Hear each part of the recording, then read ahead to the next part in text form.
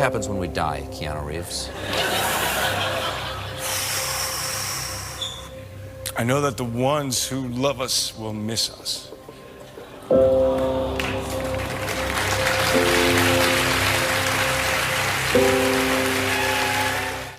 The key with me is no one will outwork me.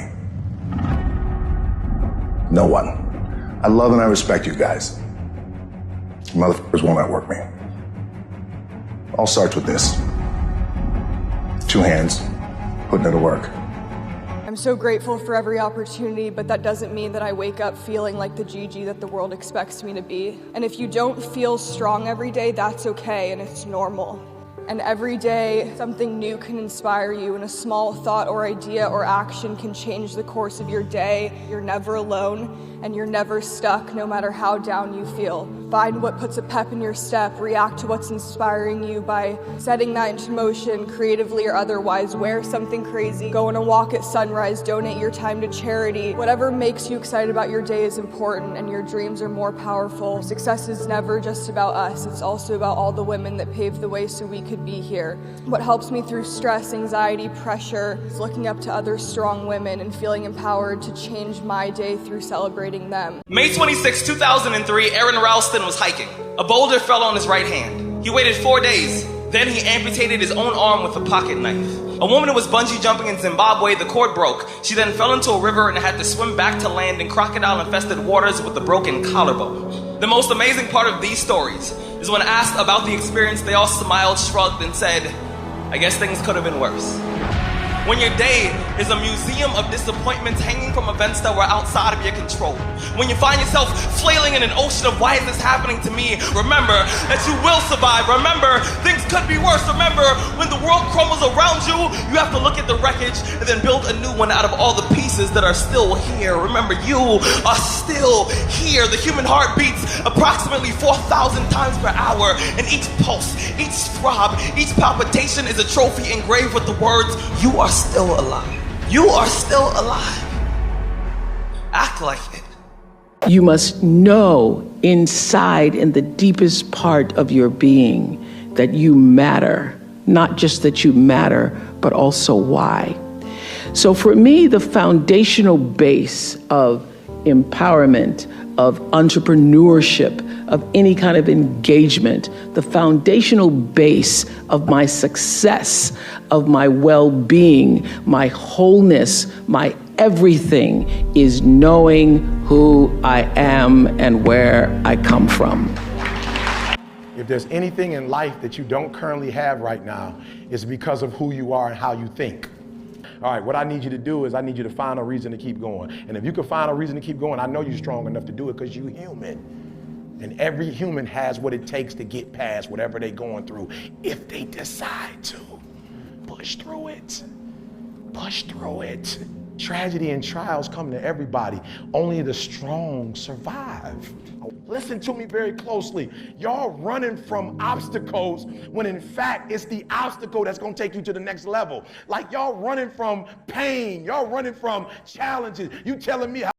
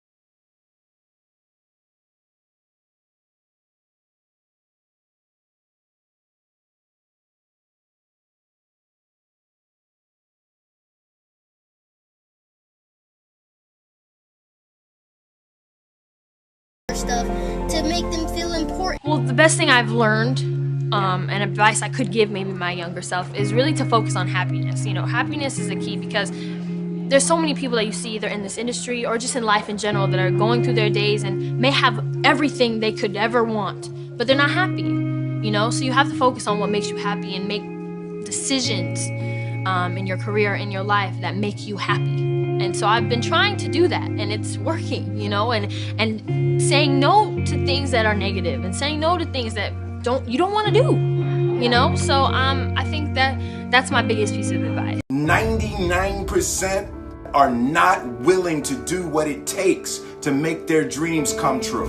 The Marines have a saying, everybody wants to go to heaven, but nobody wants to die. And that's just real. At the center of bringing any dream into fruition is self-discipline. You cannot win the war against the world if you can't win the war against your own mind. You are bold, you are brilliant, and you are beautiful. There is no other woman like you because you are your own kind of woman.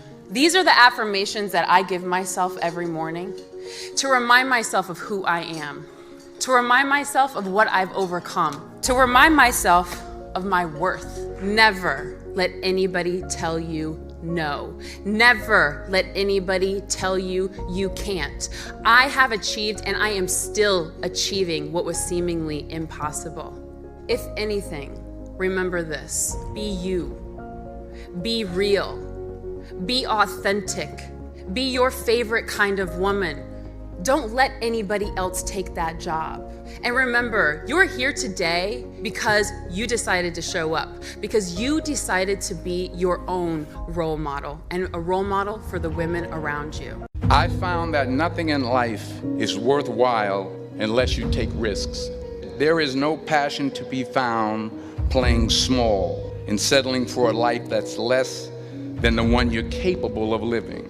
Now, I'm sure in your experiences in school and applying to college and picking your major and deciding what you want to do with life, I'm sure people have told you, make sure you got something to fall back on. But I never understood that concept, having something to fall back on. If I'm going to fall, I don't want to fall back on anything except my faith. I want to fall forward. I figure at least this way I'll see what I'm going to hit. Fall forward. If anyone here has ever had a moment of darkness and you've got past it, congratulations. And if anyone here hasn't, and I pray you never do, but if you do, it's gonna get better. I can guarantee you, people that you're rubbing shoulders with right now or walking past on the street feel exactly the same way. Don't keep it in. Write it down. Talk about it. And I can guarantee you, in a day or a week or a month, you'll read it and go, wow, I never want to feel like that again. You accept it, you deal with it, and you move on. And in your mind, start to tell yourself, I'm okay. I can do this. The irony about spending your life worrying about what everybody else thinks about you, here's the irony, is that those people will never be thought about after they're dead. So they spend their life obsessing with everyone thinks about them, only to die and have no one ever remember them. Because people that are so obsessed with what other people think about them never really ever fulfill their potential. So once you can drop that addiction, whether it's friends, strangers, or your parents, and you begin to do things that fulfill you, that make you happy, that change other people's lives by your contribution, now you can be remembered. Now your life echoes into eternity, even if it was a quiet life. People say you have to have a lot of passion for what you're doing, and it's totally true. And the reason is because it's so hard that if you don't, any rational person would give up.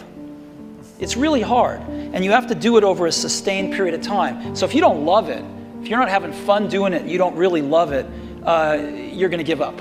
And that's what happens to most people, actually. If you really look at the ones that ended up, being successful, unquote, in the eyes of society, and the ones that didn't, oftentimes it's the ones that are successful loved what they did so they could persevere when it got really tough, and the ones that didn't love it quit because they're sane. Right? Who would want to put up with this stuff if you don't love it? So it's a lot of hard work, and it's a lot of worrying constantly. And if you don't love it, you're going to fail. So you got to love it, you got to have passion. What our life is a combination of a certain amount of time and energy. Time is rolling away for all of us at the same pace. If you sit, it rolls away, if you sleep, it rolls away, if you do something, it goes away, if you don't do anything, it goes away. You're happy or miserable, it goes away. Time is running out for all of us. So it's only the energy that you can do different things with. If you bring your energies to a certain level of intensity and possibility, what somebody does in 10 years, you may do it in 1 year. This means if you live here for 100 years, it feels like in people's impact that you have created, it feels like you lived here for 1,000 years, simply because you have managed your life energies in a certain way. Be patient. Everything in life will go exactly how it's supposed to go. At times you will feel like an outcast, that you don't fit in, but you will discover that being your own clique will be your strongest attribute. In life, you're going to face many challenges, many moments of adversity. There are going to be a lot of successes and some failures too. Those moments are going to create your character, build your integrity, and they will become your beauty marks. On your journey in life, you may hear a lot more no's than yeses, but you'll let those moments motivate you, and those that said no will eventually wish they would have said yes. And to every girl listening out there, you will forever be empowered by knowing that no one, absolutely no one, can close the door that God has open for you. All is possible because of God's grace. The most important decision you can make above any on the face of the earth is deciding that no matter what happens in your life, no matter what happens, you're gonna live in a beautiful state. Life is short. We don't know how short it's gonna be. If you only had a week to live, I bet you wouldn't allow yourself to suffer over a little crap that makes you crazy normally. I think you would probably spend time with those you love, you would do what you love, you'd take awe in a sunset, you'd smell the air, you would take in everything in those final moments that you possibly do. So my thing is, why wait? I've worked hard for a long time, and it's not about, it's not about winning, but what it's about is not giving up. If you have a dream, fight for it. There's a discipline for passion, and it's not about how many times you get rejected but you fall down or you're beaten up. It's about how many times you stand up and are brave and you keep on going. I used to worry about a lot of stuff in my life, worry about what people think, worry about making people happy, worrying about X, Y, and Z. Now I don't. I worry about being happy now and being happy today and tomorrow, and I don't look past that. Because when I start looking to the future, which we're not promised, only recently, what I say has been backed up. My uncle went for a Sunday dinner. On the way there, he had a heart attack and died at the side of the road. So that's how we're not promised tomorrow. So I live today because I know that I am not guaranteed to wake up in the morning. So I'm just going to be happy for now. And that's how I live. One day at a time. If I go to bed sad tonight, I think to myself, you know what? Tomorrow's going to be a brand new day. I'm going to wake up happy. And I'm going to be positive and I'm going to crack on. You are who you've been looking for. So stop looking for more unless you're looking in a mirror, because it's about time for you to see clearly that you are who you've been looking for. And that empty feeling you got, that hole in your chest, you only got that feeling because you think you're not blessed with everything you need. You see, we live in a consumerist society, which means they need you to buy stuff. And the easiest way to sell it is to tell you you're not enough. Buy this car, you'll get girls. Buy this bra, you'll get guys.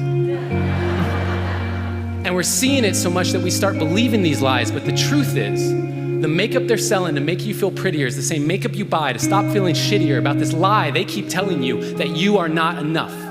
Treat yourself like someone you loved. I became very friendly with Muhammad Ali in the 70s. And Muhammad Ali worked his butt off. And I saw it firsthand. And I remember that there was a sports writer that was there in the gym when he was working out and he was doing sit-ups. And they asked him, how many sit-ups do you do? And he said, I don't start counting until it hurts. Now think about that. He doesn't start counting his sit-ups until he feels pain. That's when he starts counting. That is working hard. And so you can't get around the hard work. It doesn't matter who it is. As a matter of fact, I believe what Ted Turner said, work like hell and advertise.